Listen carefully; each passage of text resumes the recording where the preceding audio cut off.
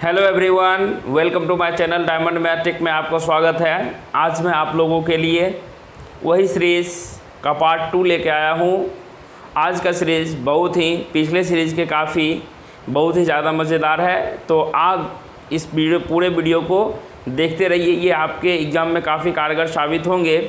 तो देखिए, कल के सीरीज़ में मैंने यानी पिछले सीरीज़ में इंग्लिश का मैंने आपको किसी एक पर्सनल टॉपिक से क्वेश्चन दिया था, लेकिन वो हमें अच्छा नहीं लगा। हमें लगा कि नहीं, बच्चे को और कुछ ज़्यादा इम्प्रूवमेंट चाहिए, तो उसके लिए मैंने सोचा कि प्रत्येक टॉपिक से 2-2 क्वेश्चन उठा के दिया जाए, ताकि बच्चे के दिमाग में भी सभी टॉपिक्स आएंगे और जितने भी क्वेश्चन टाइप के आते हैं एग्ज़ाम में, वो क्वेश्चन आप लोगों के सामने में दिया हुआ रहेगा। ठीक है, अगर देखिए ज़रूरत पड़ी तो आज जैसे 10 क्वेश्चन है, तो अगर टाइम ड्यूरेशन कम हो जाता तो 5 मिनट और का डायरेक्शन हम बढ़ा देंगे, 5 क्वेश्चन और बढ़ा देंगे, यानी कि 15-15 क्वेश्चन का भी हो सकता है सीरीज लेके चलेंगे हम। ठीक है, तो आज का क्वेश्चन देखिए बहुत ही बेहतरीन ढंग से लिख के लाए हैं। कौन कौन से टॉपिक से हैं, पहले अच्छे से वीडियो को देख लीजिए। अगर पसंद आए तो लाइक कीजिएगा, और उसके बाद अगर चैनल पर नए होंगे तो तब सब्सक्राइब करके जाइएगा। ठीक है, नहीं तो डिसलाइक का बटन आपके बगल में, आप डिसलाइक करके भी जा सकते हैं, कोई दिक्कत नहीं है। ठीक है, तो आइए शुरू करते हैं। तो देखिए, सबसे फर्स्ट क्वेश्चन में लिखा हुआ है एज स्लाई एज फॉक्स, यानी कि जो बच्चे तैयारी कर रहे हैं BCCLE को, उनके दिमाग में आ गया होगा सर ये तो क्वेश्चन जो है कि सिमिली का है। तो आपके मन में भी चल रहा होगा सर ये पिछले वीडियो में आपने पढ़ाया था कि sir as sly as a fox, यानी कि लोमड़ी के जैसा क्या होना चाहिए, धूर्त होना चाहिए। नेक्स्ट लिखा हुआ एज स्लाई एज पॉलिटिशियन। अगर अब हमको आगे पढ़ने की कोई ज़रूरत भी नहीं पड़ेगी, जो ही हमको ऑप्शन ए में सही मिल गया एज स्लाई एज फॉक्स, तो एज स्लाई एज फॉक्स को हम टिक करके आगे बढ़ जाएंगे। दूसरे ऑप्शन को देखने की कोई ज़रूरत नहीं है, तो हम लोग आगे बढ़ते हैं। नेक्स्ट देखिए, नेक्स्ट लिखा हुआ सेकेंड में as mad as a teacher. कहिएगा सर ये जो है कि पागलों किसके तरह पागल होना चाहिए। बी नंबर ऑप्शन देखते हैं as mad as a queen, as mad as a lawyer, as mad as a hatter. 4 option दिया हुआ है, तो आपको मैंने लिखाया था, आप लोगों को याद होगा sir as mad as a hatter, यानी कि अगर आपको जो कि घृणा करना है तो एक पागलों की तरह उससे क्या कीजिए, घृणा कीजिए, as mad as a hatter. तो ऑप्शन बी में टिक कीजिएगा। अब देखिए, आपको पता होना चाहिए ये फर्स्ट और सेकंड जो क्वेश्चन था ये सिमिली से मैंने उठा के दे दिया था। ठीक है, अब देखिए थर्ड क्वेश्चन में चलते हैं। थर्ड क्वेश्चन लिखा हुआ है ए नंबर ऑफ जेब्रा, यानी कि ग्रुप्स, यानी कि कलेक्टिव नाउन के करीब में आते हैं हम लोग। तो वो कलेक्टिव नाउन में क्या दिया हुआ है, कहता ए नंबर ऑफ जेब्रा, यानी कि बहुत सारे जेबरे का झुंड, जिसमें कि बहुत सारा जेब्रा रहेगा। ठीक है, उसको क्या बोलेंगे, तो उसको हम लोग क्या कहते हैं, उसको कहते हैं डेजल। डेजल करने का मतलब क्या हो गया, ए नंबर ऑफ जेब्रा, बहुत सारे जेबरे के ग्रुप को क्या कहते हैं, डेजल कहते हैं। ठीक है, नेक्स्ट आगे बढ़ते हैं। 4 नंबर में देखिए क्या लिखा हुआ है। 4 नंबर में लिखा हुआ है a number of fish caught in net. ठीक है, a number of fish caught in net, यानी कि कहता है कि वैसा मछलियों का समूह जिसको जाल में पकड़ा गया हो, जाल में फंसाया गया हो, वैसे मछली के ग्रुप को क्या कहते हैं। तो मछली से रिलेटेड मैंने बहुत सारा चीज़ आपको टॉपिक 5-6 पॉइंट लिखाया था, तो उसमें से एक पॉइंट ये भी लिखाया था कि देखिए, एक पॉइंट लिखाया था ए सोल ऑफ फिशेस और हियरिंग्स, यानी कि आपको इसमें से क्या होता है कि समुद्री मछलियों का समूह, या सिर्फ कह सकते हैं मछलियों का समूह, उसके लिए क्या यूज़ कीजिएगा, सॉल का यूज़ कीजिएगा। नेक्स्ट का लिखा हुआ ए स्कूल ऑफ वेल्स, वेल्स के लिए यानी कि वेल मछलियों के समूह के लिए स्कूल का यूज़ करेंगे। लेकिन देखिए यहाँ लिखा हुआ ए कैच ऑफ फिशेज, यानी कि जो मछली पकड़ा जाएगा उसको कहेंगे ए कैच ऑफ फिशेज, पकड़ा हुआ मछली। लेकिन यहाँ से हमको जो है कि कहा कि जाल में फंसाया हुआ मछली चाहिए, तो जाल में फंसाया हुआ मछली, तो यहाँ से ऑप्शन से आप छांट सकते हैं, सोल नहीं होगा, स्कूल नहीं होगा, और देखिए फ्लूक, फ्लूक का मतलब होता है झुंड, ये फ्लूक तो होगा ही नहीं। तो कौन सा ऑप्शन बचा, हाउलिंग बचा। तो हॉल का मतलब ही होता है कि वैसा मछलियों का समूह जिसे नेट से पकड़ा गया हो। चलिए नेक्स्ट आगे बढ़ते हैं। 5वां क्वेश्चन देखते हैं। लिखा हुआ है the young one of A pigeon is called, यानी कि पिजन के बच्चे को क्या कहते हैं। पिजन का मतलब होता है कबूतर, कबूतर के बच्चे को क्या कहा जाता है।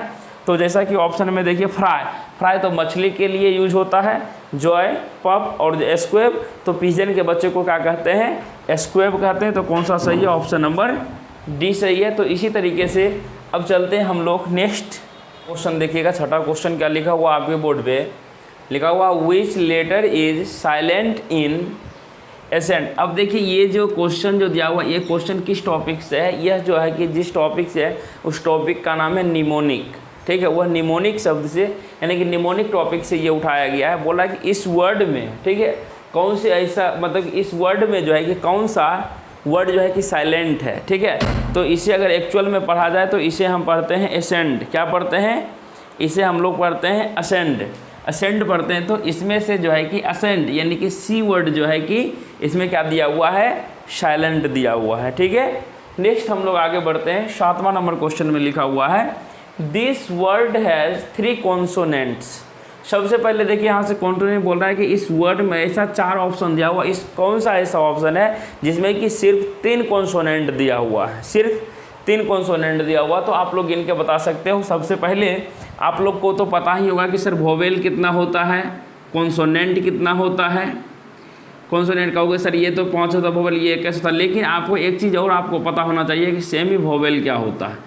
तो ये चीज़ अगर आप लोग को पता हो कि सेमी वोवेल क्या होता है तो सेमी वोवेल कमेंट बॉक्स में जल्द से कमेंट करके बताएंगे कि सेमी वोवेल क्या क्या होता है, ठीक है। मैं आप लोगों का वेट कर रहा हूँ कि सेमी वोवेल क्या होता है, जल्द से कमेंट बॉक्स में टाइप करके बताएं कि सेमी वोवेल क्या होता है। तो आगे बढ़ते हैं। तो जैसा कि आप लोग जानते हैं कि कॉन्सोनेंट यानी कि वोवेल जो होता है क्या होता है? ए, ई, आई, ओ, यू, ये 5 शब्द क्या है? वोवेल है। बाकी वह सभी कॉन्सोनेंट है। देखिए यहाँ पे सिर्फ ओ एक ही है, 1 2 3, इसमें से 3 कॉन्सोनेंट है। तो आगे हमें देखने का कोई ज़रूरत भी नहीं था, तो इसे टिक कर देते हैं। लेकिन देखिए 1 2 3 4, इसमें से 4 वोवेल है। एल 2 बार है, 1 2 3 3 4, इसमें 4 है। देखिए 2 ऑप्शन ऐसा है कि जिसमें से 3 कॉन्सोनेंट दिया हुआ है। देखिए एक यहाँ देखिए एस, पी और के, यहाँ से ई, ये जो है ये मेरा कॉन्सोनेंट है। लेकिन देखिए इसमें भी 3, ए और डी को टिक करेंगे। लेकिन एग्जाम में ऐसा नहीं रहेगा, सिर्फ एक ही ऑप्शन ऐसा रहेगा जिसमें कि आप उसमें से 3 कॉन्सोनेंट रहेगा, ठीक है। नेक्स्ट आगे बढ़ते हैं। देखिए यहाँ से लिखा हुआ 8 नंबर क्वेश्चन, ये 8 नंबर क्वेश्चन लिखा हुआ avoid dash rules, avoid dash rules. तो यह जो क्वेश्चन है कि आपके प्रीपोजिशन से उठा के दिया गया है। तो ये जो है कि फिक्स्ड प्रीपोजिशन होता है। एवॉइड के साथ हमेशा क्या यूज होता है? एवॉइड के साथ हमेशा बाय का रूल होता है, यानी एवॉइड बाय रूल्स, नियम का फॉलो करें, नियम का पालन करें। नेक्स्ट लिखा हुआ है 9 number the synonyms of abandon, लिखा हुआ द साइनोनिम्स ऑफ एबंडन, यानी कि एबंडन का पूछ रहा है कि साइनोनिम्स क्या हुआ। जब तक या आपको एबंडन का हिंदी मीनिंग पता नहीं होगा या एबंडन का जब तक याद नहीं किए होंगे तब तक आप लोग टिक नहीं कर सकते। एबंडन का मतलब होता है त्यागना।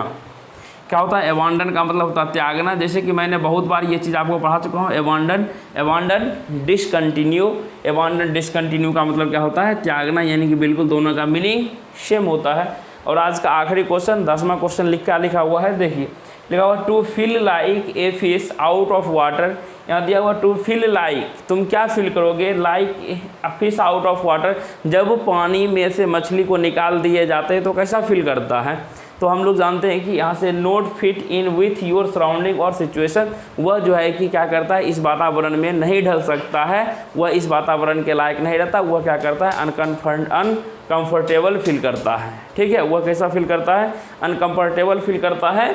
तो ये जो है कि आपका यही 4 ऑप्शन दिया हुआ था, लेकिन 4 ऑप्शन में से ये ऑप्शन सही है। तो आपको ये ऑप्शन आपको टिक करने होंगे।